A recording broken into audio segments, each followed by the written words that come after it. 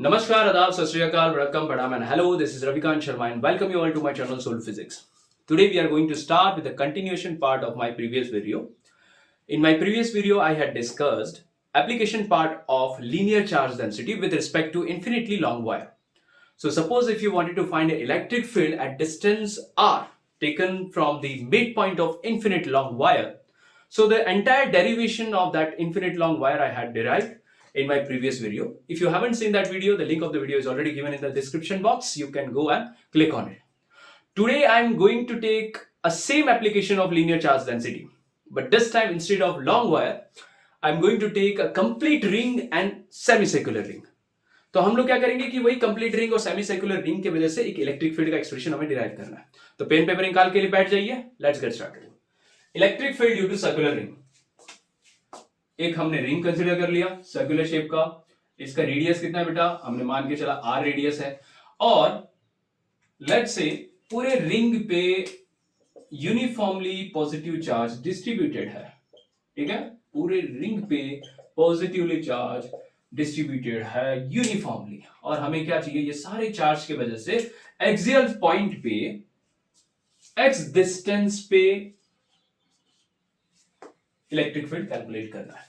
x distance पे एक point P है, यहां पे इलेक्ट्रिक फील्ड फाइंड करना है due to all the charges. तो वो कैसे फाइंड करें? तो क्योंकि चार्ज को यूनिफॉर्मली डिस्ट्रीब्यूटेड है, तो we can apply a concept of linear charge density. ठीक है, तो हम लोग क्या लेंगे कि चलो मान लो कि यहां पे एक छोटा सा हिस्सा कंसीडर कर सकते हैं. डीएल एलिमेंट है, वायर का छोटा सा हिस्सा. अगर पूरे चार्ज में अगर पूरे वायर में अगर Q चार्ज प्रेजेंट करता है, ठीक है, एंड पूरे वायर का जो लीनियर चार्ज डेंसिटी कितना है? लैम्बडा. तो लीनियर चार्ज डेंसिटी का एक्सप्रेशन क्या होगा? Q by L. General expression है ना. अब अभी मैंने बताया कि पूरे वायर में जो चार्ज प्रेजेंट है कितना है? Q है. और लेंथ ऑफ वायर कितना होगा इस केस में? लेंथ ऑफ वायर होगा 2 pi r. Circumference of wire is the length of wire.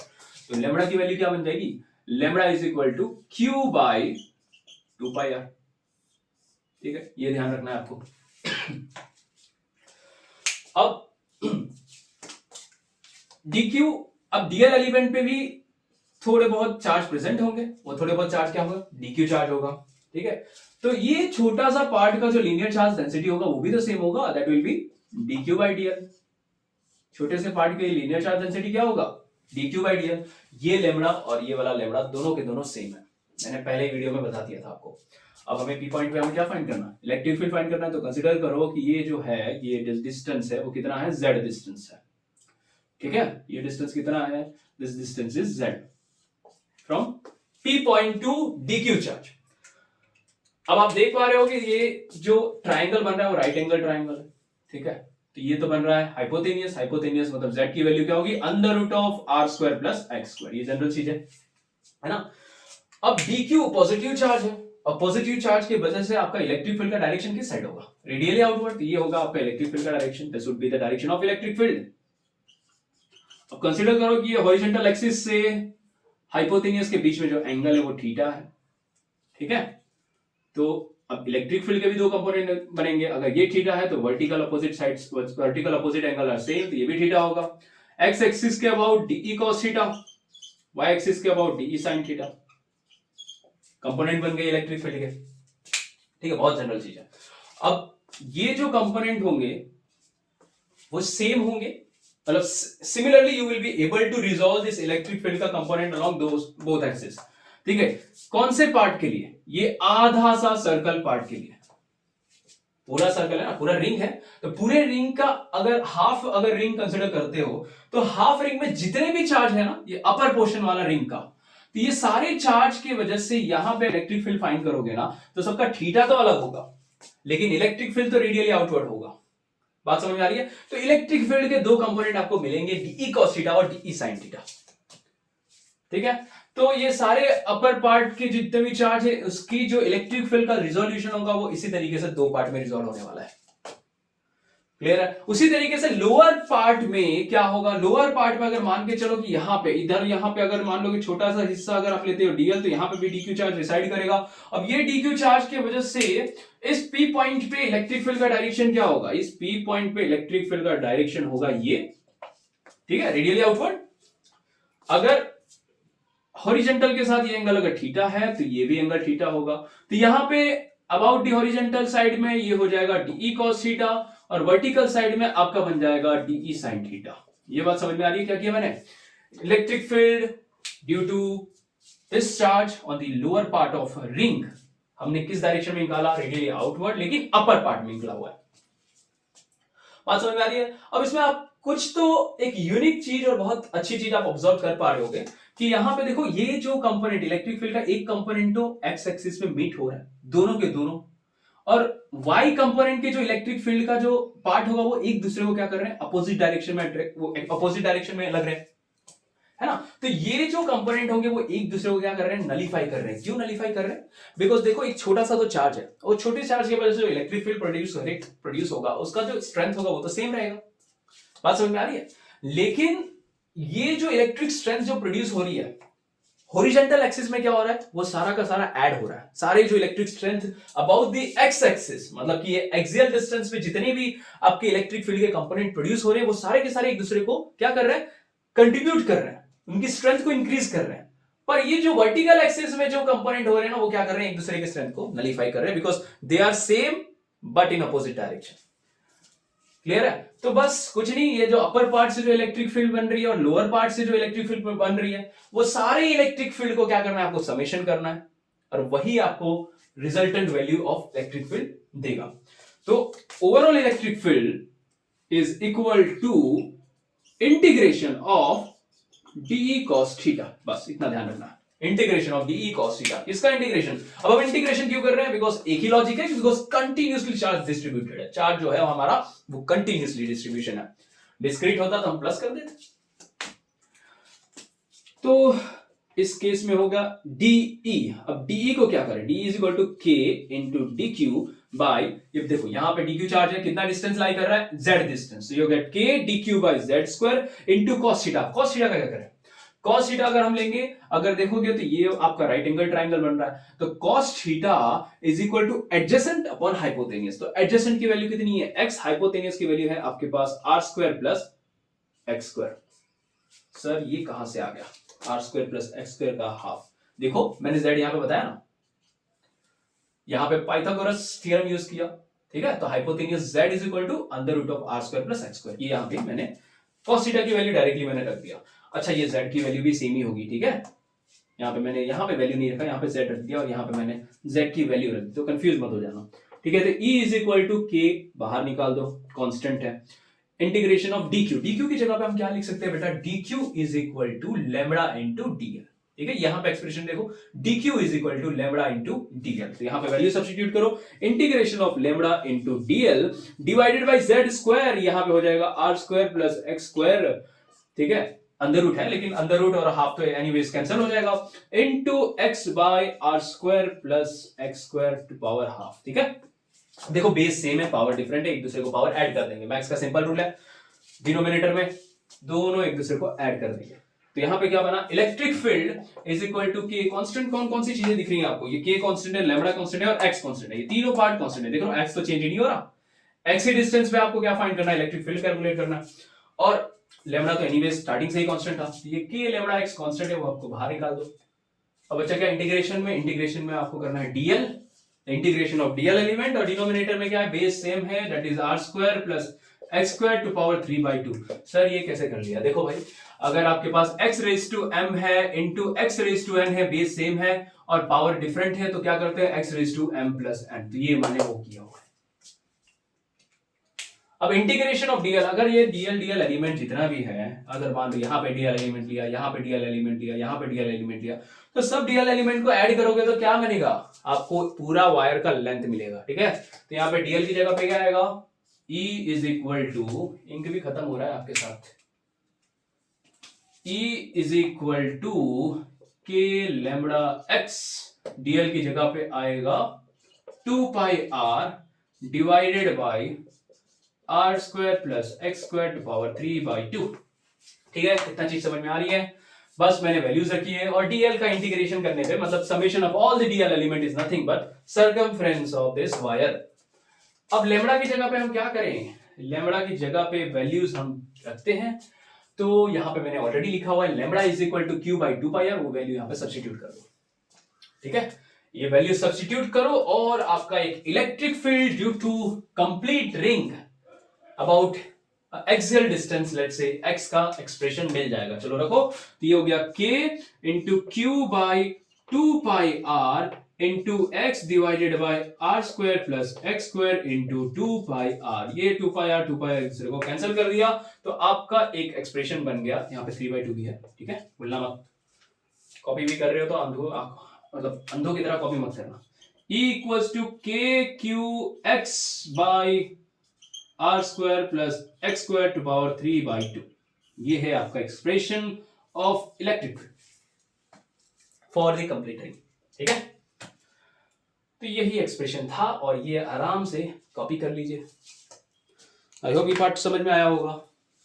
Electric field to circular ring, अगर ये समझ में आ गया होगा तो एकदम आसानी से आपको सेमी सर्कुलर रिंग भी पता चल जाएगा। पहले ये कॉपी कर लीजिए।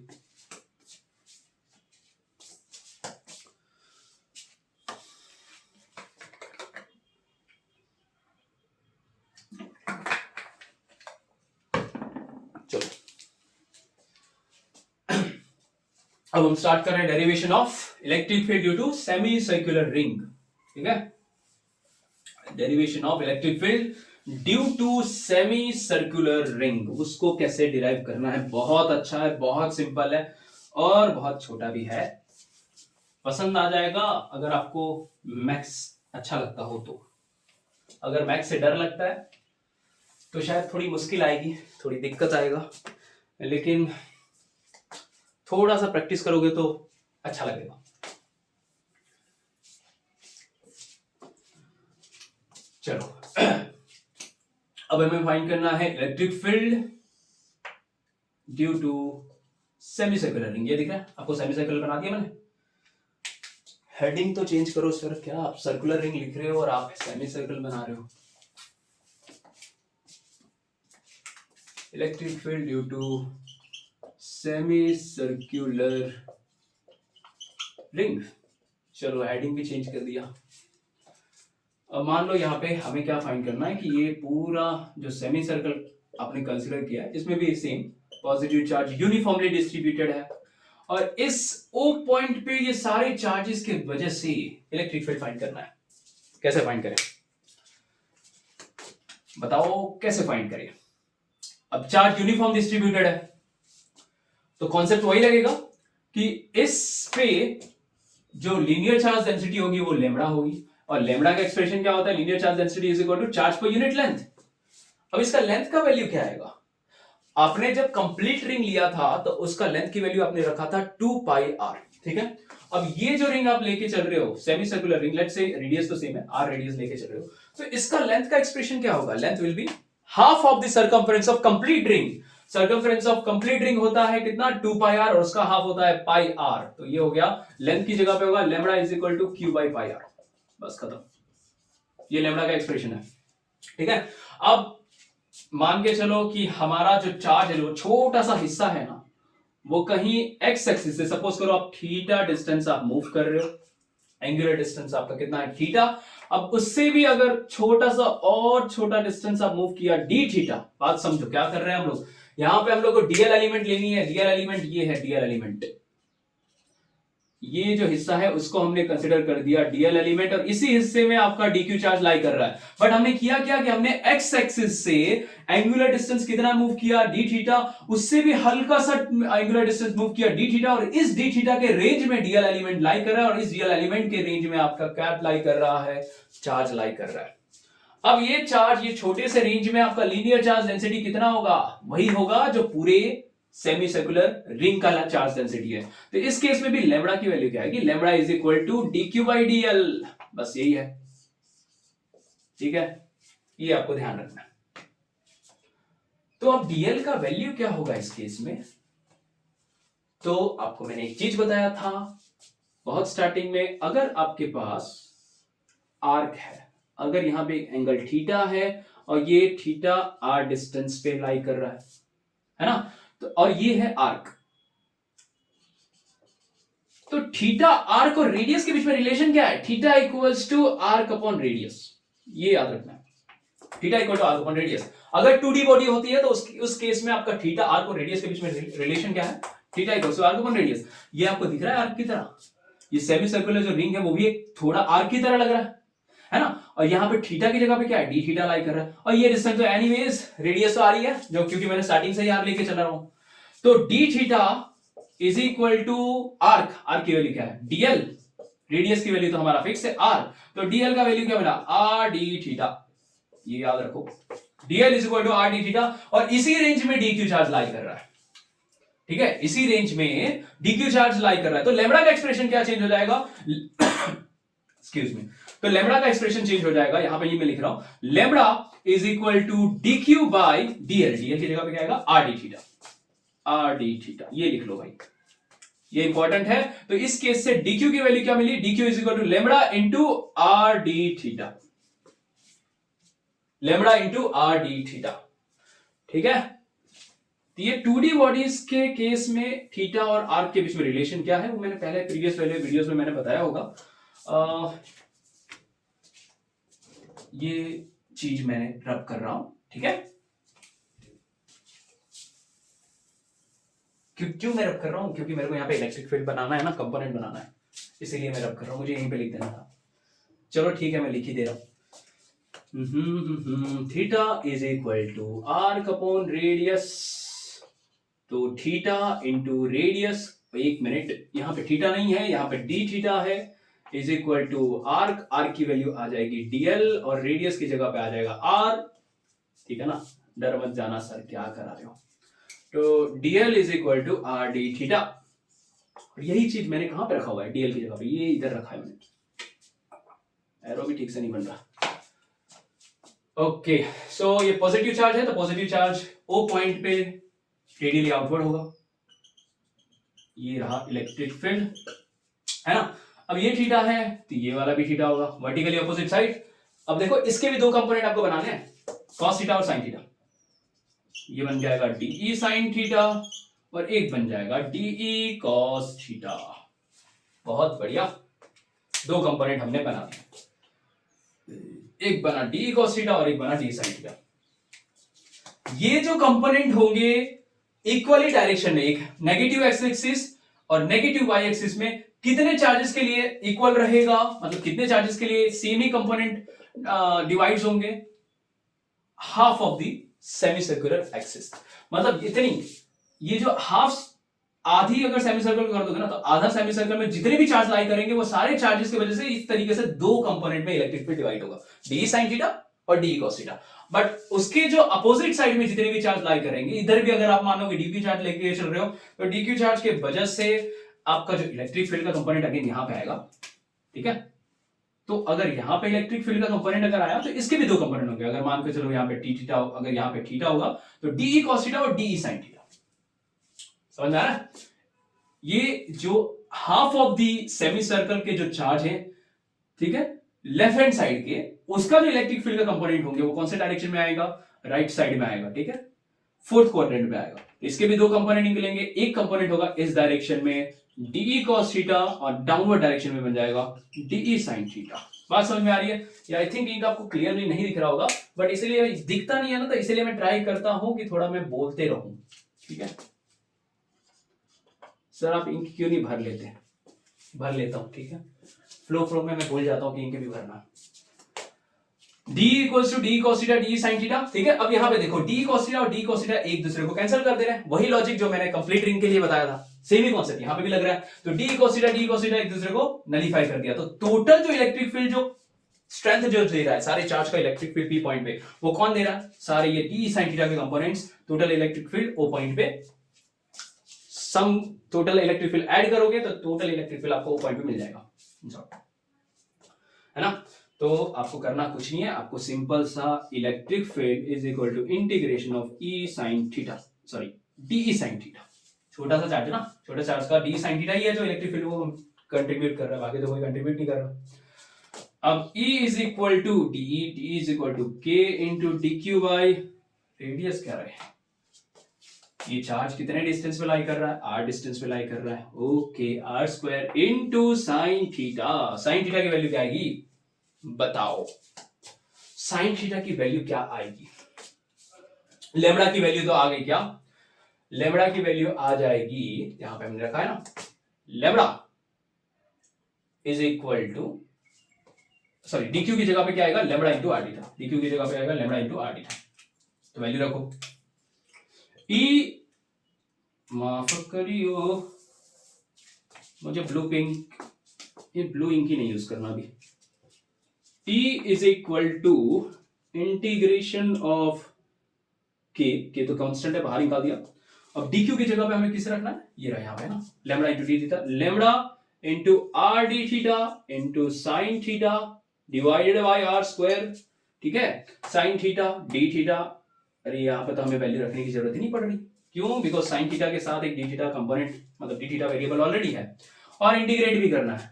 तो क्या करेंगे इसमें, E इज इक्वल टू के, एक आर एक दूसरे से कैंसिल हो गया, डिनोमिनेटर में एक ही आर बचा, और बचा क्या, न्यूमरेटर में बचा sine theta into d theta. अब लिमिट क्या ले इंटीग्रेशन का, इंटीग्रेशन आप कर रहे हो, देखो आप चार्ज कहां से कहां तक ले रहे हो, जीरो से थीटा कहां से कहां तक मूव कर रहा है, जीरो से 90 और 90 से 180। फिर से बोल रहा हूं, थीटा कहां से मूव कर रहा है, जीरो से 90 और 90 से 180, बस वही रखना है। तो हमें लेंगे जीरो से पाई, theta is changing from zero to pi, sine theta d theta. Sine theta का इंटीग्रेशन क्या होता है, साइन थीटा का इंटीग्रेशन क्या होता है बताइए, minus cos theta k by r, integration of minus cos theta pi by zero. ठीक है, पाई बाई जीरो। तो इलेक्ट्रिक फील्ड का एक्सप्रेशन मिल गया हमें, क्या मिला सर, के बाई के लग रहा है, के नहीं, k by r, minus cos theta pi by zero. ठीक है, जीरो से पाई इसका लिमिट रखा हुआ है। अब आपको वैल्यूज रख दीजिए, E is equal to k by r, minus cos theta, छोड़ो यार माइनस में बाहर निकाल देता हूं, बहुत आलसी इंसान हूं। कॉस पाई की वैल्यू क्या होती है, -1, माइनस कॉस जीरो की वैल्यू कितनी होती है, 1। Okay, minus minus plus, E equals to minus K by R into -2, E is equal to -2 K by are. ये क्या है, ये क्या है, कुछ नहीं है सर, एक जनरल सा एक्सप्रेशन मिला है हमें। सर आप कुछ भूल नहीं रहे हो क्या, यस हम बोल रहे हैं। लेमड़ा कहां गया, so the expression of electric field, sorry minus minus plus होता है ना, so expression of electric field due to semicircular ring at point O will be E equals to 2k lambda by r। और अगर इसको और सुधारना है इस एक्सप्रेशन को, तो क्या करोगे, सिंपल लेमड़ा की जगह पे ये q बाई पाई आर की वैल्यूज रख दो, तो E इक्वल्स टू, अगेन आपने ब्लू पेन ले लिया जो दिखता ही नहीं है बच्चों को, E equals to 2k, k की जगह पे हम रख रहे हैं 1/4 pi epsilon not into k lambda, lambda is equal to q by pi R, पक्का, yes, q by pi R into 1/r। तो एक्सप्रेशन क्या बना, 2 2 जा 4, E is equal to 1/4 2 pi square epsilon naught r square into q. This is the expression of electric field due to semicircular ring. ठीक है, या तो फिर आप चाहो तो यहां तक भी रख सकते हो, कोई दिक्कत नहीं। ये तो मैंने सिर्फ और सिर्फ Q के फॉर्म में मैंने डिराइव किया। सर इसको और अच्छा, अगर मुझे K की वैल्यू नहीं रखनी हो तो कोई बात नहीं, मत रखो, और एक एक्सप्रेशन आपका बन जाएगा, E इक्वल्स टू, K की वैल्यू आपको नहीं रखना, तो बना क्या, 2k लेमड़ा की जगह पे आ जाएगा Q by pi r square, clear, Q by pi r, ये जो है ना 2k लेमड़ा की जगह पे क्या आ रहा है, Q by pi are divided by r, तो पाई पाई तो एनीवे आर एक दूसरे को मल्टीप्लाई कर देगा, तो E is equal to 2k Q by pi r square. ये भी एक नया एक्सप्रेशन बन गया। ठीक है, तो यही है एक्सप्रेशन आपका electric field due to semi circular ring. चलो इतना कॉपी कर लो।